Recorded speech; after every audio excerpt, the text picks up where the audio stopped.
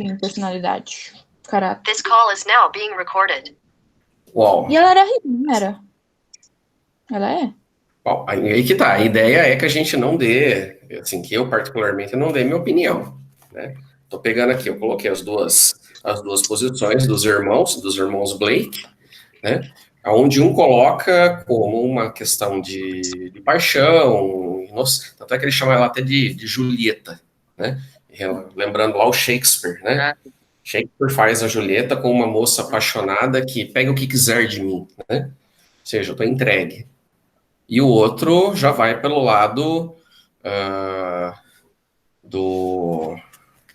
dela ser calculista, fria, né? Uma pessoa aproveitadora mesmo. Agora eu estava pensando aqui numa outra parte, mas isso aqui é opinião minha. Eu estava lendo um pouco sobre ela agora, e ela casou e casou bem, né? Ela casou com o Lorde também, né? Mas isso era algo extremamente comum, né? Vamos entender, aí cabe um pouquinho de história aí. O texto, o livro em si, ele não dá um recorte de tempo, ele não fala em que período da história está acontecendo. Mas, pelo que a gente estudou no começo do ano, quando eu estava dando as aulas sobre Revolução Industrial, é bem uma época que você tem dois modos de vida. O modo de vida do campo, daqueles lordes, donos de terras, antigos senhores feudais, né? Proprietários, fidalgos, né, que vivem de prazeres antigos, tradicionais como caça, como reuniões, como mostras assim de virilidade, de macheza, né? E existe um outro lado que é o lado da vida urbana, que é mais ligado a cidades movimentadas, a pessoas que passam umas pelas outras indiferentes, sem se conhecer, né? Um ritmo de vida diferente. Isso dá para perceber pela leitura do livro. Ele fica muito implícito, né? Porque o tempo todo a gente não vê paisagem, né? O livro não fala de paisagem, mas fala de pessoas. Então tem aí os dois modos de vida, o modo rural e o modo urbano, mas um país que é até hoje um país de realeza, né? Uma monarquia, portanto, há na sociedade pessoas que vivem de tradições seculares, de tradições de muito tempo, e mantêm até hoje títulos de nobreza. Portanto, o comportamento é esse que eu estava citando, de tradições antigas, de caça, de machismo, de virilidade. Então, pensa na condição do pintor, do Amias. Ele é um cara urbano, mas ele carrega, de alguma forma, essa coisa, essa misoginia, né, essa superioridade masculina, né? E aí é que eu volto a colocar a questão de novo. Vamos debater de novo a Elsa. Ele se colocando como uma pessoa centralista, egoísta, né? O tempo todo fala que ele era egoísta. Mas egoísmo aqui no caso é uma espécie de virtude, né? De afirmação de um homem que não se curva a nada, não se curva a ninguém. Será que a Elsa não seria, de alguma forma, parcialmente inocente? Não em relação ao assassinato, mas em relação a ser dominada pelos encantos do pintor Amias? Pode ser também, né? Pode ser uma. Bom, segundo. Sim, Lembrando agora da entrevista, né? Pode falar, pode falar. Eu tô sopiando vocês, tá? Eu tô fazendo aqui nem julgamento de Capitu de Machado de Assis, né? A hora que vocês vão chegar a uma certeza, eu vou jogar uma dúvida. O que você acha disso, Thaís? Beleza. Eu gosto desse tipo de exercício. Na outra vez a gente levantou algumas dúvidas também, fizemos até um bolão, né, para ver quem seria o assassino. Aí eu acho que o Nicolas falou do amigo dele, né, Nicolas? O Blake. O Philip Blake. Uhum. E a Mariana falou, acho que da Elsa, se eu não me engano. Foi isso, Mariana? Eu falei que foi a Marção, da Elsa, junto com a governante, que pagou o advogado que estava defendendo a Caroline. Porque eu acho que foi ainda a Elsa que matou ele.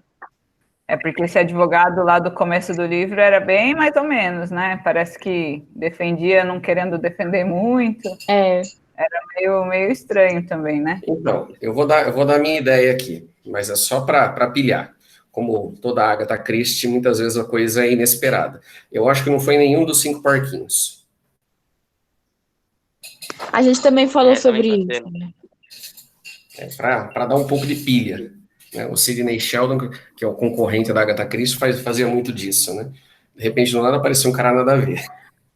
E tudo se encaixa. Mas o Murilo e o Adrian não deram a opinião deles ainda, Vamos né? lá. O Murilo não pode, porque não pode falar quem foi, né?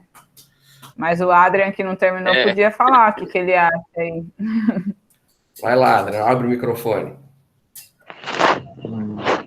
Eu não sei quem é, não. Ninguém, não sabemos. Ô Murilo, comenta aí sobre a Elsa. O que você acha? Mocinha inocente seduzida ou uma pessoa fria e calculista, aproveitadora? Eu vou de frio calculista. Eu acho que ela, tipo assim, é aquele tipo de pessoa que o que dá na telha dela, ela faz, sabe? Sem ligar pra nada. Certo. Aham. Eu acho que é isso. Eu Joia. penso igual, sabe? Eu acho que o Amias, né, que era o pintor, ele tinha uma personalidade bem excêntrica, né, como todo artista, né, e eu acho que tanto a mulher dele, Caroline, quanto a Elsa, não deviam ser mesmo, assim, essas mulheres submissas, né, que falam amém para tudo, porque eu acho que esse tipo de mulher, para o Amias, não seria interessante, né, já que ele convivia com gente né, muito mais, sei lá, desenvolvida, assim, intelectualmente falando, né? Então, eu acho que pela personalidade dele, as duas são mulheres fortes e pode ser que, né, as duas tivessem uma personalidade meio manipuladora, calculista, como foi o que um dos irmãos lá levantou também sobre a Caroline, né? Falou que ela não era isso tudo que falavam, que ela não era uma vítima, não sei o quê. Então, eu acredito assim, que a Caroline também não é uma pessoa tão inocente, no fim das contas, né? Mas, entre as duas ali, eu acho que a mais manipuladora seria mesmo a Elsa, né? Não sei. O que vocês conseguem perceber do comportamento da sociedade em relação à ideia de casamento, família?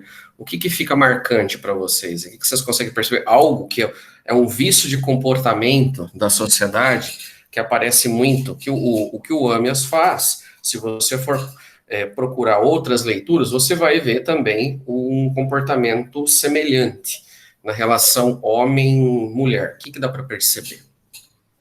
Vamos ver se vocês chegam na ideia que eu queria. Bom, o que eu consegui perceber, pelo menos no livro, bastante, foi que não se dá bem, né? Que sempre estão brigando, nunca uma concordância, concorda em nada. Uma discordância. Sim.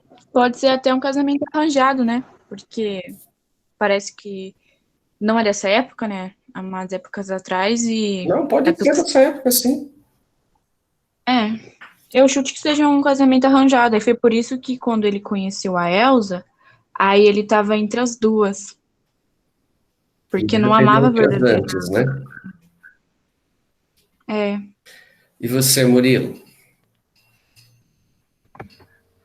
Professor, eu acho, tipo, que é sempre aquela coisa, tipo, o homem trair a mulher pode e a mulher sempre ser fiel, sabe? Não poder trair o homem, sabe? E você continuando nesse assunto aí, Murilo, se a gente vou pegar aqui pelos dias de hoje, talvez soasse para nós, assim, como moralmente, pela moral de hoje circulante aí, que soa meio como, não só um absurdo, mas isso é fim de casamento, né? Traição é fim de casamento. Agora, a Caroline parece que já passou por outras situações de traição e ainda assim, no final, tem até aquela fala do delegado, né? Eu prefiro você morto ou te perder, alguma coisa assim. Então, Sim, sim. O que você pensa, o que você coloca a respeito disso? A traição, mas o casamento acima da traição, é isso que ele quer dizer? Que o autor quer dizer? Pode entrar na conversa aí, gente. Vai entrar lá, Adri. Faz um comentário aí. Não fica com vergonha. Bom, pelo menos até agora, se bem que tem várias opiniões, né? É difícil saber também o que o autor quer dizer, porque são inúmeros personagens, né? Mas, pelo menos pela visão da Caroline, eu acho que realmente é isso, né? Toda hora ela falava que se ele traísse ela ia matar ele. Só que aí também, né? Tem no final do livro, da Ângela, tem spoiler, né? Eu não vou dar um spoiler, mas tem uma revelação aí sobre a Caroline. Ela dá uma opinião, é, meio que um. Como que fala? Quando dá uma reviravolta? É tipo uma reviravolta. E a Caroline não era tão. Né? O comportamento dela era diferente. Aí é bem legal o final do último capítulo, mas talvez seja isso que o autor queira dizer, né? Que eu não deva pensar assim. Então, veja, vou pegar de novo a questão da formação social da Inglaterra, né? Que o bom de se pegar esses livros aqui é você tentar trazer um pouco para a compreensão de aonde a Agatha Christie tirou tudo isso. Né? É lógico que ela vai se embasar em elementos concretos, em períodos históricos, né? E ela pega a Inglaterra, que é algo assim muito chamativo, né? Um país milenar, na verdade. Que existe um padrão social onde a ideia do casamento é algo, ainda que o Ames trate isso de forma muito descartável, né? O casamento é algo que a mulher não tem que se desfazer dele, ela tem que lutar pelo marido, mesmo que o marido esteja com outras, mas a ideia, a ruptura do casamento significa não apenas, tá? Não apenas uma vergonha para a mulher, mas um desamparo econômico. Veja, hoje a gente fala de marco civil, né, de código civil. Hoje, divórcio tem uma significação totalmente diferente, de princípios iguais e muitas vezes, em caso de filhos envolvidos, até uma certa tendência à proteção da mulher. Agora, pense, ponha isso um século atrás, sem nada disso, numa sociedade machista, onde as leis eram construídas por um público absolutamente masculino, aristocrático, machista e tudo mais. Então, perceba, quer dizer, o que pode estar agravando na condição de vida da Carolina, em tentar. Será que ela está. Aí que tá, vamos levantar a pergunta. Será que ela queria salvar o amor dela ou será que ela queria salvar o casamento em si? Vamos debater um pouquinho sobre isso. Eu acho que é assim. Ela se casou com ele, aí, tipo, eles se gostavam, mas não se amavam. Ou também que foi casamento arranjado, não sei. Aí depois, pra ela não perder o posto dela, aí ela ficou, como pode dizer? Ficou naquilo. É casada, mas nem parece. Parece que é casada só com o dinheiro do que com o cara. A posição, você quer dizer, né? Pra não perder a posição, assim, na sociedade. Vamos trazer isso para o dia de hoje, então. Vamos colocar aqui na nossa forma de enxergar o mundo que nos cerca aqui. Ainda é perceptível essa ideia de manutenção da unidade familiar, manutenção do casamento como garantia de posição, sobretudo para a mulher? Há uma imposição social, há uma cobrança das famílias? Ainda é um Diga lá. pouquinho. Tipo, se você, tipo, conversar com alguém que é casada, vamos ver, com uma pessoa bem rica. Aí sempre tem aquele parente que fala, nossa, você tem muita sorte por se casar com uma pessoa rica assim, né? Mas, tipo, vai se ela não gosta somente que é o dinheiro. Que às vezes, nossa, é um pouco até comum, né? Assim, a pessoa fica só com dinheiro e ainda fica com o cara, mas, tipo, diz que ama, mas o dinheiro é mais importante? Eu vou tentar enriquecer um pouquinho mais isso, trocando, não que você esteja errado, eu concordo com a sua fala, trocando só dinheiro por posição, porque quando fala de posição, envolve a relação com a família, envolve a relação com amigos, com a sociedade, e mesmo entre classes populares, será que não é possível a gente ver isso? Existe ainda aquela fala de mulher largada, mulher abandonada. Como isso, vocês enxergam isso no meio que vocês vivem na sociedade? Será que a gente está tão distante assim da Inglaterra, Bom, 100 anos atrás? Eu estou sendo tendencioso, tá? Mas eu quero que vocês debatam isso. o que eu entendi, aham. Sim, o que eu entendia é que é o seguinte, a, a Caroline matou o Amy, fica, como você disse, largada, né? Uma mulher foi traída, né? Sim. Essa é a posição de falar, né? Mas, então, eu acho que sim. Porque hoje em dia até, tipo, você vê vários famosos aí, muita gente é zoada, né? Tipo, tem até o respeito por causa disso, né? Então eu acho que A gente vai pegar uma notoriedade, né? A gente presta muita atenção quando atinge a pessoas famosas, né? O caso aí do Robinho, vocês devem estar acompanhando, né? Independente se foi estupro ou não, mas a ideia dele admitir isso publicamente, de forma até, no meu ponto de vista, até descarada, de que ele esperou a esposa ir embora da balada para ir ficar com a outra menina, né? A naturalidade como isso é colocada. Então, veja, como eu disse, vou colocar de novo aí para a gente pensar. Será que a gente está tão distante assim de 100 anos atrás? Né? A gente fala, logicamente, hoje pessoas são muito mais esclarecidas, são muito mais, pelo menos no meio urbano, as pessoas têm uma possibilidade de formação melhor, né? E tentar buscar, sobretudo a mulher, uma certa independência. Mas não é perceptível alguns rastros, assim, alguns vícios de muito tempo atrás? sim, sim. Sim. Como eu disse, gente, vocês estão caindo numa cilada aí, eu estou sendo tendencioso, tá? A ideia é Aham.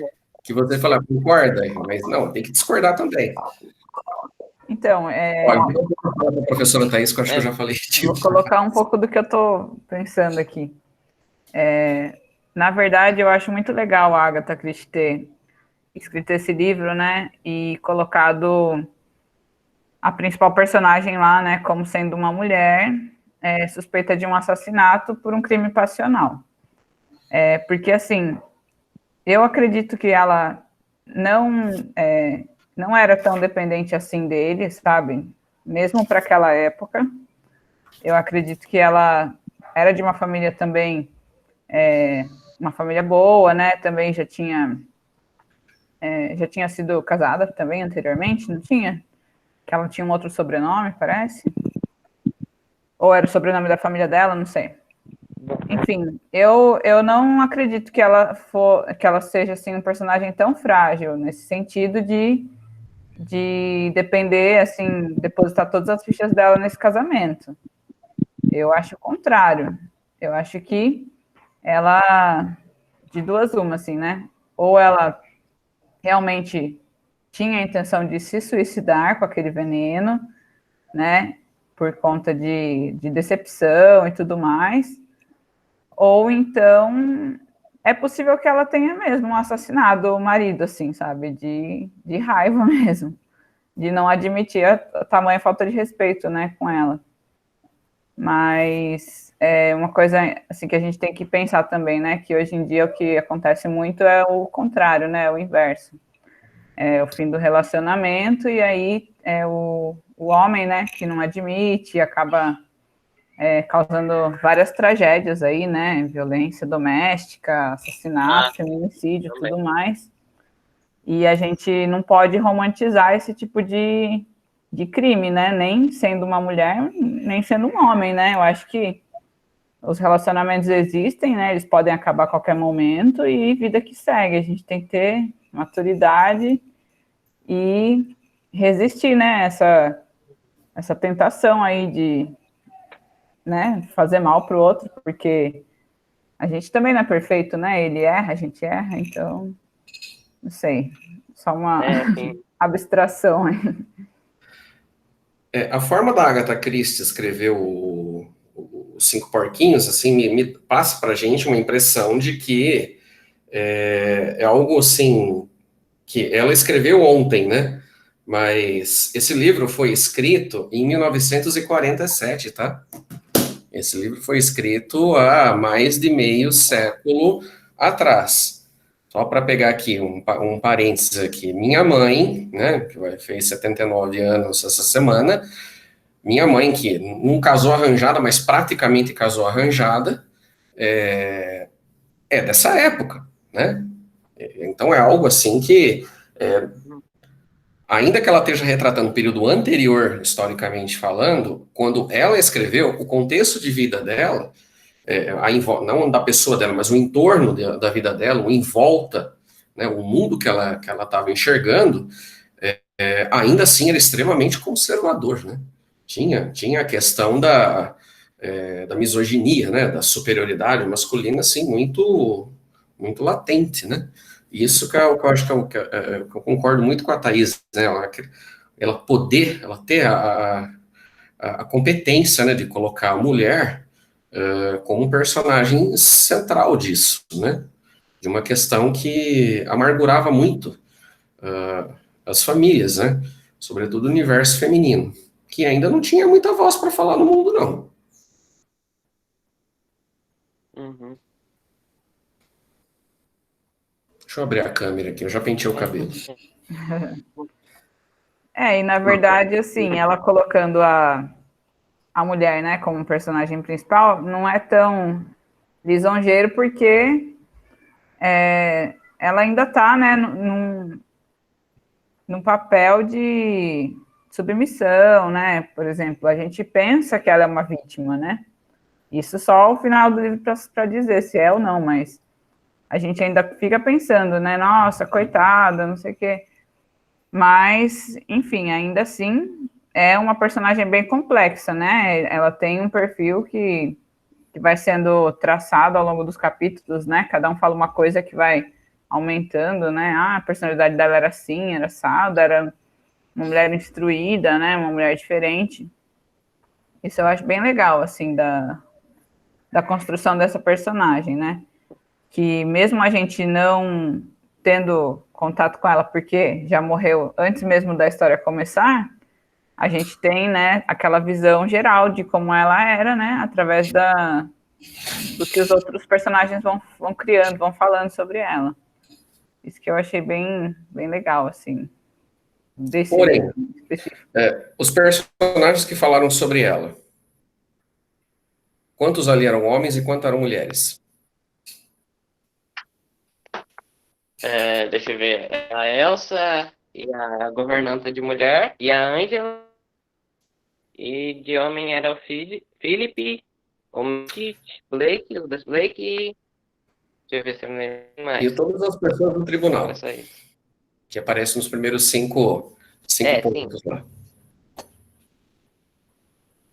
Sim, os juízes, os delegados. Exatamente. Maioria absoluta eram homens, né? Um universo, ainda que com visões diferentes, um universo majoritariamente masculino, né? E as próprias mulheres que falaram dela, né, também tinham algum interesse em falar mal dela, né? Que é o caso da Elsa, né? A irmã também que tinha uma rixa, né, com ela, né? Não sei qual que era bem assim a relação delas, né? Se era de amor ou se era de outra coisa. Segundo um, era de ódio e ressentimento. Segundo o outro, era de admiração, de amor, que até causava ciúmes no Anias, né? Sim. O que vocês estão achando? Sim. Manda lá, Nicolas. Sobre o livro? Isso. Ou sobre a... Fica à vontade. Bom, sobre o livro eu tô... Sim. Sobre o livro eu tô gostando bastante. Eu cheguei no...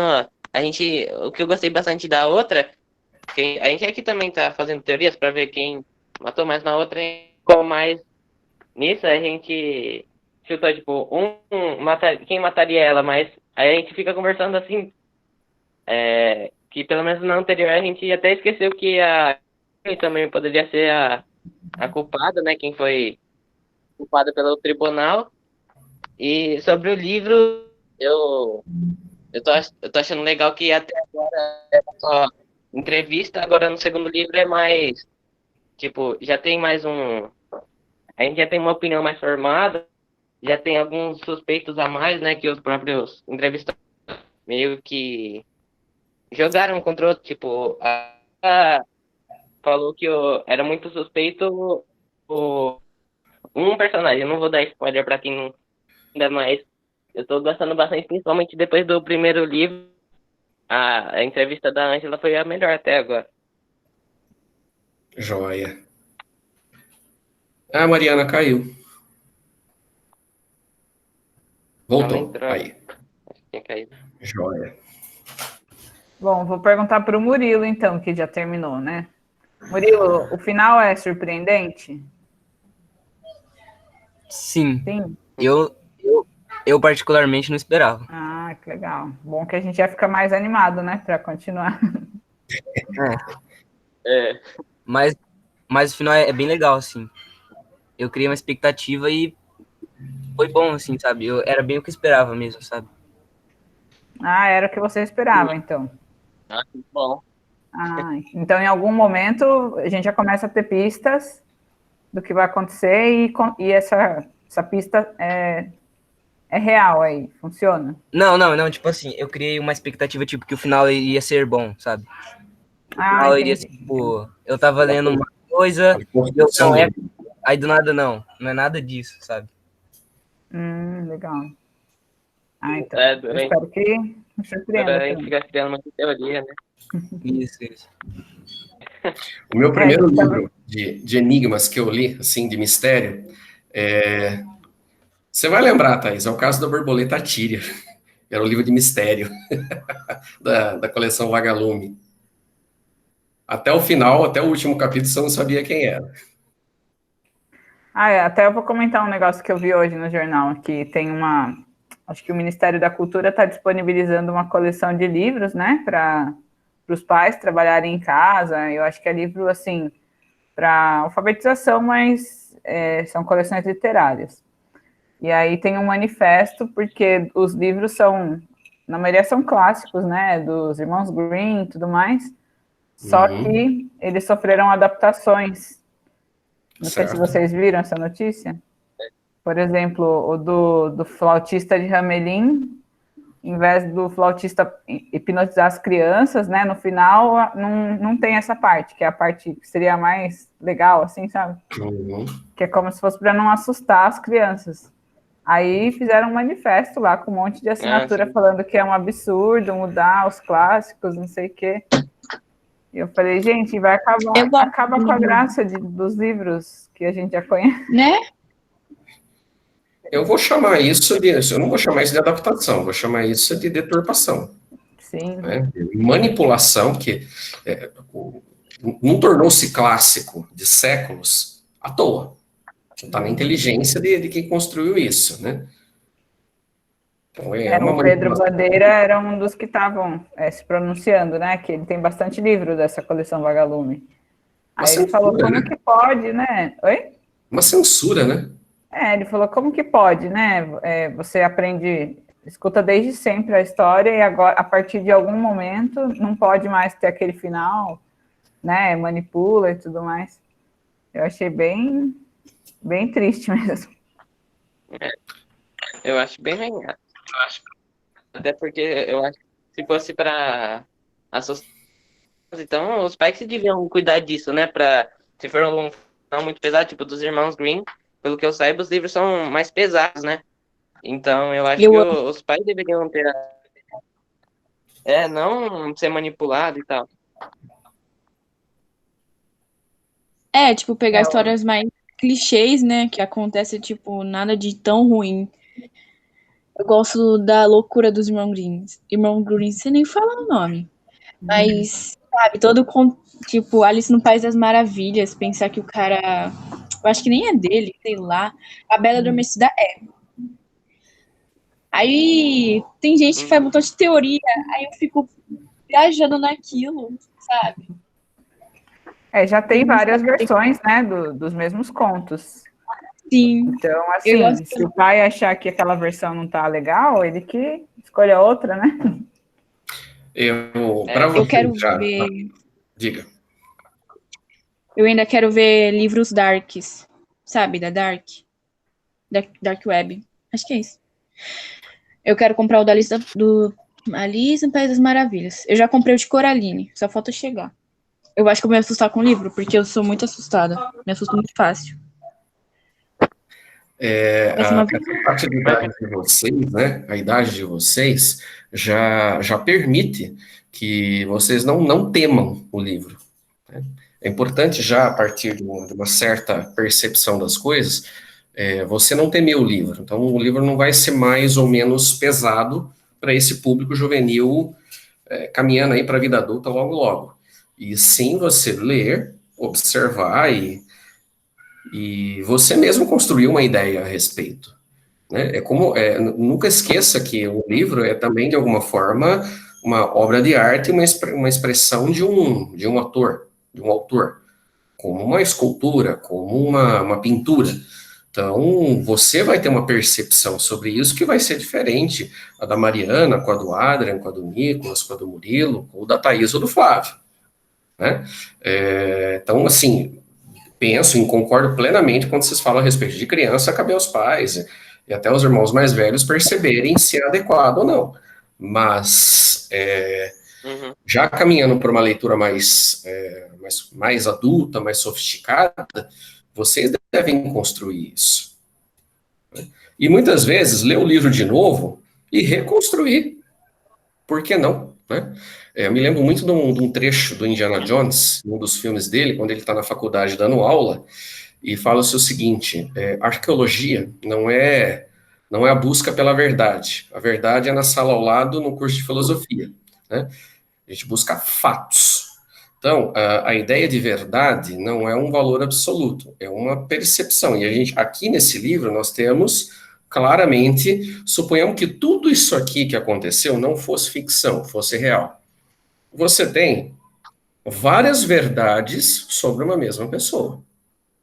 Né? Então, vocês já estão absolutamente caminhando aí para uma maturidade de leitura bem bacana, onde vocês possam construir, reconstruir a percepção sobre algo. Sugestão de professor de filosofia.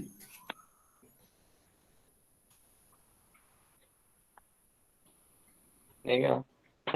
Inclusive tem... É legal, né? Tipo... Pode falar.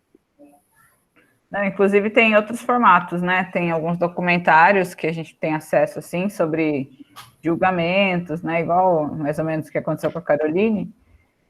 E é bem isso, assim, né? Eles recriam lá os depoimentos, né? A pessoa fala de como a pessoa que foi julgada, como ela era, né? Como que ela agia. E mesmo assim, a gente não tem como, né, avaliar se aquela pessoa foi condenada, né, justamente ou não, porque é uma guerra de versões, né? É cada um falando aquilo que tocou nele, né? Que teve contato e tudo mais. E não existe, né, uma verdade, só as versões, né? Só as visões do que aconteceu.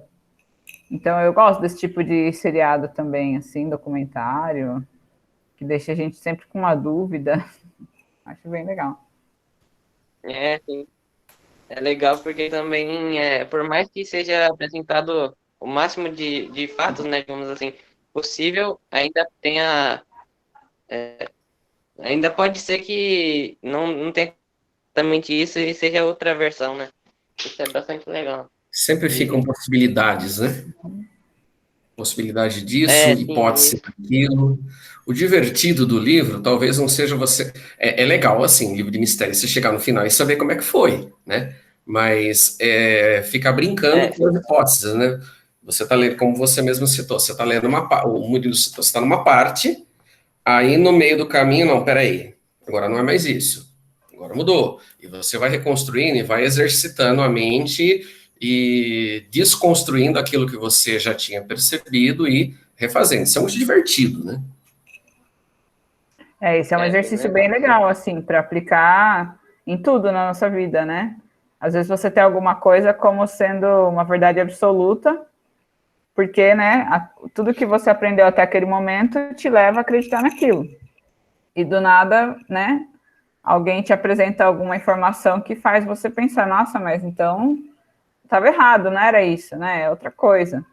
Ou então começa a duvidar do que você conhecia e as barreiras vão se rompendo e você vai, né, evoluindo, vai conhecendo mais. Eu acho que esse tipo de exercício é importante para a gente, né, como estudantes, como professores também, né?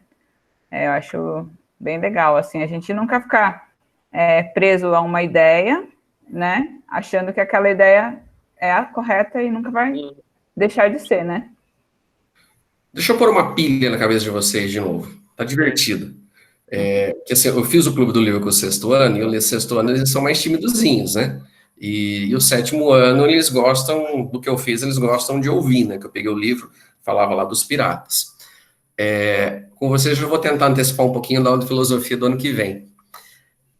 E para os valores morais, eles são regras fixas ou o que é certo, tido como certo pela sociedade numa época, não vai ser certo na outra, e tem coisas que você acha que é correto aqui e errado ali, e no futuro pode ser modificado. Diga aí, o que vocês pensam a respeito? Vamos pensar em um exemplo aí. Manda lá. Eu acho que pode ser meio dividido. Tipo, algumas coisas podem até mudar, mas eu acredito que algo tá, tipo, meio que do ser humano, né? Por exemplo, alguém pode falar que, sei lá, alguma vez, que alguma coisa, mais ou menos, por exemplo, deixa eu ver um exemplo aqui, ver exemplos, mas eu sei um exemplo de algo mais comum, por exemplo,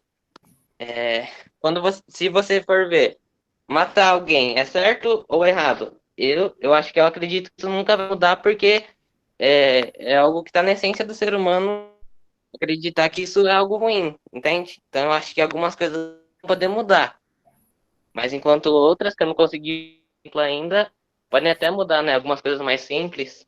Comportamental, por exemplo. Essa é a minha opinião. Então a gente chama isso na Constituição brasileira, no Código de Leis brasileiro, de cláusula pétrea. Tá? Eu vou pegar, ou seja, uma coisa que não pode ser mudada nunca, nem por políticos, nem por nada, nem por ninguém. Então, todo assassinato absolutamente configura um crime, mesmo que ele seja premeditado, ou seja, uma coisa hedionda, uma coisa doloso, ou seja, que quer causar dor, ou culposa, por exemplo, eu briguei no trânsito, o cara veio pra cima de mim e falou, puxa, a arma, matei. Independente de penalidade ou não, isso é uma cláusula pétrea, é um crime, né? Outra cláusula pétrea aqui no Brasil, algo que foi tratado com muita normalidade e hoje isso é pétreo, isso não vai mudar nunca, né? Pelo menos eu espero, se não ocorrer um golpe de Estado, não vai mudar. Escravidão não existe, não vai existir mais, é uma cláusula pétrea, uma questão que não vai ser modificada. Agora eu vou pegar um exemplo de coisas mutáveis, né? Lá nos anos, eu sei que pode parecer muito com os dias de hoje, mas lá no ano de 1962 ou 63, o recém-eleito presidente Jânio Quadros, ele criou uma lei, ele foi lá, fez um estardalhaço, porque ele era moralista, né? Ele é uma pessoa absolutamente conservadora e moralista, e disse que as meninas do Miss Brasil não podiam desfilar com um maiô cavado. Tinha que ser aquele famoso que a gente chama de maiô de vó, tá? E a população ficou muito dividida sobre isso, né? Virou até uma certa de uma comédia. Só para concluir, o presidente Jânio Quadros, devido a todo esse tipo de envolvimento com questões morais individuais das pessoas, ele só ficou 7 meses no governo e pediu para sair, tá? Vou pegar aqui, na época da senhora minha mãe, as mulheres precisavam usar vestido, isso não é uma lei, mas era uma convenção social. E não bastava usar a saia, tinha que usar uma espécie de uma subsaia por baixo. Você lembra o nome disso, Thaís? Dessa peça Anágua? Exatamente, chamada de anágua. É uma saia por baixo da saia. Tá? Que a mulher que não usava a saia embaixo da saia era tida como mulher assanhada, ou mulher da vida, ou seja, prostituta, ou vadia, ou coisa, esse tipo de linguajar mesmo, infelizmente, era usado na época. E isso mudou, tá? Isso certamente mudou. A compreensão de uma nova geração de pessoas foi modificada, né? As pessoas hoje percebem a vestimenta de uma forma absolutamente diferente. Mesmo os homens não andavam sem camisa em praia. Todos tinham que estar, de alguma forma, vestindo, cobrindo todo o peitoral do corpo. Tá? Então, isso aí são coisas mutáveis, né? E penso eu, tá, que nem em lei deveria caber isso. Agora, vamos pegar de novo uma questão pétrea, o pudor. Ninguém pode sair andando pelado na rua, né? Isso aí é uma questão pétrea, porque envolve a intimidade das pessoas e envolve o sentimento de pudor da outra. Agora, se é mais curto, se é mais comprido, aí a própria sociedade vai construindo os seus hábitos de acordo com valores de família, valores regionais, religiosos e tudo mais. Não uma regra assim como é isso, sempre vai ser isso e vai ter que ser dessa forma. Tá? A gente pensar nisso. Como será? Me dá até medo, às vezes, de imaginar como é que será que vai ser lá na frente, né? Mais conservador ou mais liberal? Tem um assunto, assim, que é bem recorrente, né? Que é o bullying, né? Não faz tanto tempo assim, todo mundo na escola brincava, né? De chamar o amigo disso, chamar daquilo, né? Os troços universitários. Na universidade mesmo, né? E hoje em dia é um assunto, assim, totalmente sensível, né? É uma coisa que a gente tem que trabalhar, que tem que falar que não é assim, né? Porque a sociedade mudou muito em pouco tempo, né? E a gente sabe que ninguém é obrigado mesmo, né, a aguentar esse tipo de coisa, né? Não é legal, não é uma brincadeira construtiva nem nada, então são coisas que a gente vê mudar, assim, em coisa de 10 anos, né? Provavelmente vocês não estavam na escola ainda, mas, né, esse processo já vinha acontecendo, uma mudança muito rápida e boa, né? Para a gente, como educadores, para vocês também. E só tem uma forma de vocês pensarem como, pelo menos eu acho que só tem uma forma de vocês pensarem no que vocês querem como futuro, enquanto, não apenas a parte política, mas enquanto sociedade, enquanto vida, enquanto um lugar para você ter seus filhos, ou não, ou viver sozinho, que é adquirir o máximo de conhecimento possível. Percepções, né? Mesmo num livro de ficção como esse, você tem aqui ideias de mundo, né? Aqui tem uma ideia de mundo. O livro pode ser uma ficção, mas a pessoa que escreveu tinha uma visão de mundo. A Agatha Christie, ela tinha a sua maneira de enxergar a sociedade, ainda que ela tenha usado um determinado país. Certamente, se você for pegar um autor, meus filhos gostam muito, né, de autores orientais. Eles leem muito mangá, e a maneira o comportamento, a relação entre eles se dá de uma forma, dos personagens, se dá numa visão oriental de mundo, né? Uma visão não tão ocidentalizada, né? Como a gente está acostumado, né?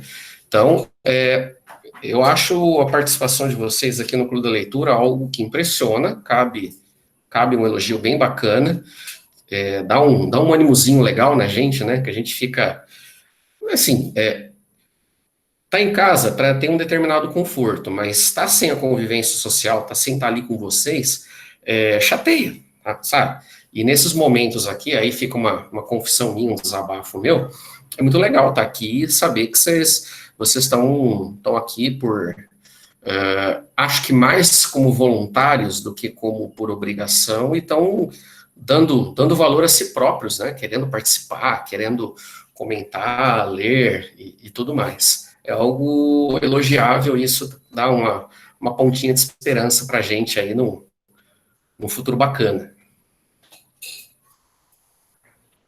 Eu sempre elogio o pessoal do nono ano.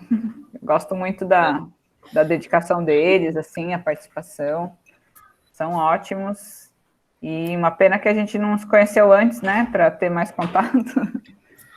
Mas é o que a gente tem esse ano, né? É desse jeito que a gente vai até o final, mas, assim, desejando sempre o melhor para vocês, né? Que o ano que vem vocês se destaquem onde vocês estiverem, né? Nas escolas aí, a Mariana falou que quer para a escola integral, né? Então... Meu filho está na integral, no Vitor Meirelles, ele está bastante satisfeito. Meu outro sobrinho está no culto à ciência. No começo eles chatearam um pouco, mas eles gostam da escola de tempo integral, sim. Eu acho que é uma ótima pedida para vocês. Assim, eu tava com um pensamento, assim, que eu tô muito integrado, sei nem como falar a palavra. Mas eu tô martelando. Claro. Eu tô pensando assim, se a velocidade da luz, ela só vale pro ambiente terrestre, antes da atmosfera. Porque, olha, os oceanos, eles têm outra pressão. Então, seria outro tipo de velocidade lá embaixo. Aí eu também descobri que no mar, oceano, eles têm duas camadas. Que tem todos os animais, onde eles não conseguem passar dessa camada para baixo, e tem os animais que estão lá embaixo, eles não conseguem passar para cima.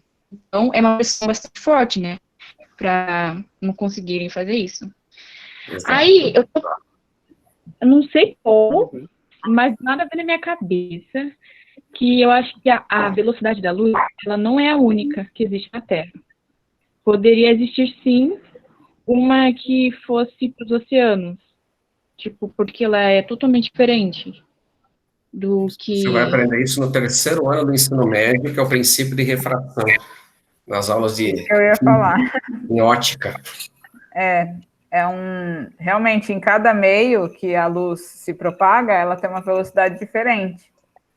A que a gente usa, né, a que a gente adota é a do vácuo, que é onde não tem nem ar, na verdade. Que é de 300 até coloquei um exercício, né, de notação científica, acho, para vocês. 300 mil quilômetros por segundo. Mas aí, se ela encontra um meio diferente do vácuo, já não é mais 300 mil, já é menos. Porque daí ela já tem mais dificuldade, né, para penetrar. E dá até para você fazer um experimento legal na água, quando você coloca Você põe um copo com água, assim, normal, aí você coloca uma varetinha, um bastãozinho, alguma coisa. Você vai ver, assim, de lado, parece que ele está quebrado. Só que ele não está quebrado, na verdade é porque a luz, né, estava sendo propagada numa velocidade e a velocidade mudou. Então você vai ter aquela ilusão de que ele foi quebrado, mas ele está inteiro lá dentro. A luz sofre desvio. Isso. É bem... Ela refrata, ela muda de lugar, ela não segue em linha reta. É igual você pegar uma garrafa com água e querer olhar, né, por baixo. Aí fica tudo estranho. Distorcido. Isso. Se você tem qualquer recipiente que tem um pouco de ar e água, e você coloca um objeto, você vai ver que ele não vai estar contínuo lá dentro, né? Ele vai sofrer uma quebrinha lá em algum ponto. Bem legal. Mas, ó, super bem observado, né? Porque você nem tinha base de nada, né? E falou sobre isso. Isso é legal, isso é observação. É isso que vocês não devem nunca perder, tá?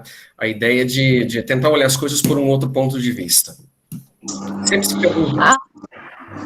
Sim. E eu também estava perguntando assim, se os foguetes, eles praticamente, né, eles sempre falam assim, os caras que ficam viajando com aqueles foguetes fora do planeta. Ano, luz e também velocidade da luz também, eles ficam falando, né?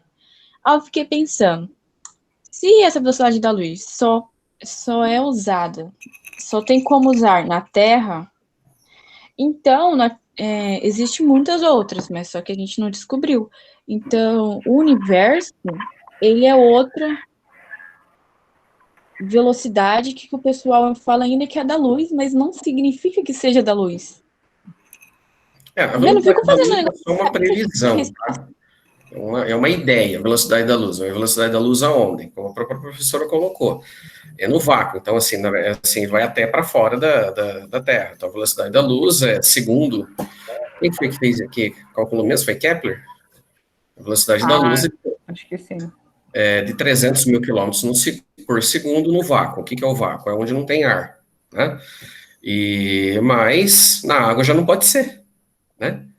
E isso é uma referência. Por exemplo, 1 ano-luz. O que seria 1 ano-luz? Seria, na verdade, 1 ano-luz é uma velocidade, uma distância.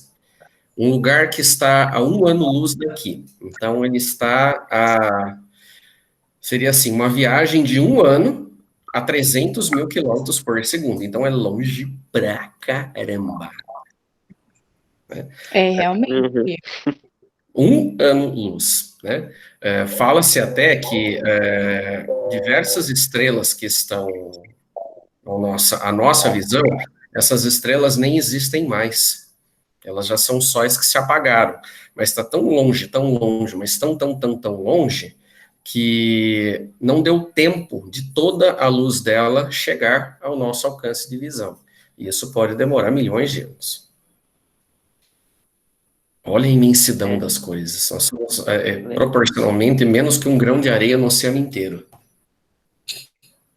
Eu também fiquei pensando assim, sabe a Pangeia? Uma coisa de história. Sim. O professor gosta, né? Aí, com isso, por algum motivo, ela começou a se soltar, não é soltar, mas é se mexer. Então, eu acho que daqui a alguns milhares de anos, o nosso continente, como que a gente vê o planeta Terra nesses mapas, vão ser totalmente diferentes. Sim, está em movimento. Nós estamos Imagina, constantemente em movimento. parado no meio. Assim, é só que é uma velocidade muito lenta para a percepção de uma vida ou de uma era. São coisas que aconteceram em torno de milhões de anos, né? Da primeira separação de Pangeia para Laurase e Gondwana, até depois chegar à formação dos 6 continentes, como a gente chegou aqui. Então, você pode pôr aí alguns bilhões de anos. Mas alguns lugares vão desaparecer mais rápido, né? Que outros. Eu também fico louca com isso. Como é que o negócio desaparece? Tem algumas ilhas que desaparecem porque o nível da água sobe. Sim, porque é uma questão climática, né? A cidade de Veneza, ela está perdendo em torno aí de 1 centímetro por ano. Tá vendo? Bem mais rápido que... Sim. E vai. Lá para põe anos aí para frente, ela vai estar coberta por água. Absolutamente. Aí, quando o pessoal nasce nessa era, acho que não a Venezuela, não existe. A Veneza. É igual o pessoal que fala de Incas, sabe? Os caras Incas. Sim. Cidade misteriosa, perdida. Aí eu fico pirando com isso, entendeu? Mas tem que pirar mesmo. A ideia é você mergulhar nessas ideias e viajar e tanto você buscar respostas, como você tentar entrar na mente deles sobre o que passava na cabeça desses caras. Algo interessante sobre as civilizações antigas é que eles não separavam crença de ciência, de conhecimento científico. Então, das primeiras formas de religião, né, de crença, eles denominavam os elementos da natureza ou o movimento dos astros como sinalizações sobrenaturais, sinalizações de algo que eles acreditavam ser extraordinário, superior à ideia humana, né? E daí vem aí a origem das religiões, né? Eu vou fazer um comentáriozinho rápido aqui, não sei se vocês se lembram da aula de 6º ano, né? Mas a primeira forma desse tipo de crença, misturando o conhecimento real, né, material ali, vivência, com o sobrenatural, não vou chamar de religioso, mas de sobrenatural, tá lá nas cavernas de Lascaux, na França, onde o xamã, que era uma espécie de líder religioso, ele mastigava uma sementinha lá no meio da selva, é uma semente chamada beladona, e na verdade a beladona é alucinógeno, um anestésico. E aí o cara ficava doidão, entrava lá na caverna, né, e começava a pintar animais que ele queria caçar, né, e logicamente, alucinado, ele tinha a impressão de que aquilo estava em movimento. Então, quanto mais movimento ele conseguisse enxergar, maior era a esperança de que eles iriam encontrar no dia seguinte, nas pastagens, animais para conseguir caçar. E levavam isso muito a sério, né? E colocavam até, inclusive, maldições como não fez o ritual, não pagou o prometido, não cumpriu a regra que tinha que ser cumprida, o povo vai ser penalizado com a falta de caça, com a fome, né? Então, você tentar pegar, você falei, meu Deus do céu, hoje parece algo muito comum, muito factível, muito fácil de explicar, mas sem tudo isso, como é que eles entendiam o funcionamento do mundo? É pelo sobrenatural. Será que a gente está tão livre da compreensão sobrenatural das coisas ainda? Né? Na Mesopotâmia, signos, né, sobre pessoas, né, astrologia e astronomia, que é o estudo dos astros, matematicamente falando, era uma coisa só, né? Bom, eu particularmente adoro brincar com signos, não vou nem falar que eu acredito como crença, mas eu adoro falar que eu sou um pisciano sensível e chorão, né? Ah, eu também. Então temos 3 piscianos aqui. 3 por quê? Caraca, eu choro com tudo. Quem mais? O Nicolas. Ah, o Nicolas também é pisciano? E você? Também. Pior Eu sou que um dia. algumas coisas legal, né? Algumas pessoas batem muito certinho com a personalidade, né? Por exemplo, o meu irmão é de Câncer. E falam que por exemplo, não lembro direitinho, mas que ficava estressado muito fácil. Sim. Eu sei. Chorão também. Dramático, daí, né? Porque algumas coisas... Dramático. Muito. Tipo, eu sou muito. Só para a gente Eu sou brincar um muito. pouquinho com esse assunto, de alguma forma, posteriormente, foi comprovado cientificamente que, pelo menos no que diz respeito à plantação, né, na Mesopotâmia, a ideia de calendário pelo movimento dos astros tinha um objetivo, que era a agricultura. E ficou absolutamente comprovado. Se você pegar um canal de TV a cabo que chama Canal Rural, uma parte muito importante é a divulgação das fases da Lua, né? Ah, mas a Lua interfere? Claro que interfere, absolutamente. Vamos entender aí a Lua como um espelho reflexivo de luz, radiação solar, e radiação interfere no comportamento das plantas, interfere, inclusive, na reprodução dos animais, e segundo, aí já é só comentário, segundo a ginecologista que fez, a obstetra que fez o parto dos meus 3 filhos, dia de virada, de noite para a lua cheia, nascem muito mais bebês. Partos, assim, espontâneos começam a ocorrer com mais facilidade. Isso já não científico, mas é uma percepção da classe médica. Então, o que para alguns por muito tempo foi só crença, hoje já tem base científica.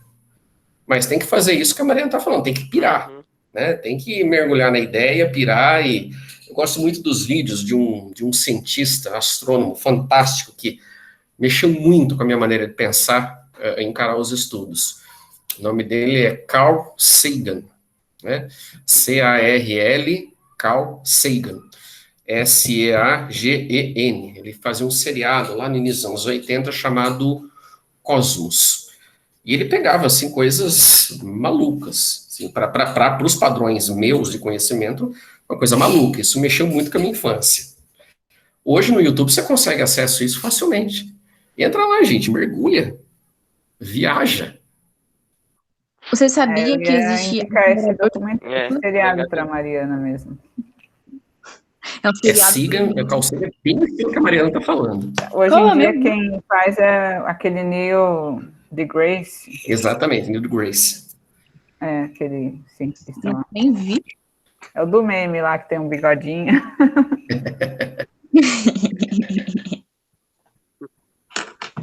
Já que Você já viu que Vocês existe... viram, você viu, Mariana, o filme do Stephen Hawking? Qual é o nome do filme? Como é que chama, Thaís, o nome do filme exatamente? Uma Mente Extraordinária?